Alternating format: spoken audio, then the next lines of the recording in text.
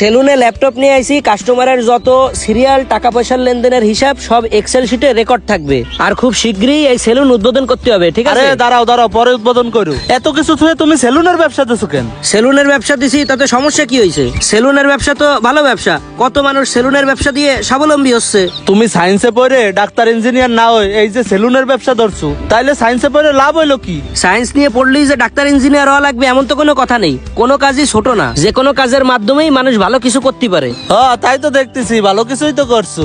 তাহলে তুমি এবার চিন্তা করো, এত সুন্দর দোকানের ভাড়া মাসে 3,000 টাকা দিলে কি হয়? তুমি প্রতি মাসে 5,000 টাকা করে ভাড়া দেবা। এটা আপনি কিরাম কথা করছেন? এই দোকান নেওয়ার আগেই তো আপনি আমারে কইছিলেন যে 3,000 টাকা করে ভাড়া দিও, তাতেই হবে না। আমার এই দোকান তো ভাঙ্গাচুরা দোকান, এই দোকান কেউ ভাড়া নিতে চায় না। এই জন্য আমার ব্যবসার মাল জিনিস আমি আমার এই দোকানের ভিতরে রাখি। তুমি এই দোকান নিয়ে কি করবা? এই দোকান নিয়ে কি করবো এটা তো পরের কথা, এখন আপনি এই দোকান আমার দেবেন কিনা তাই কোন। হ্যাঁ, তুমি আত্মীয় স্বজন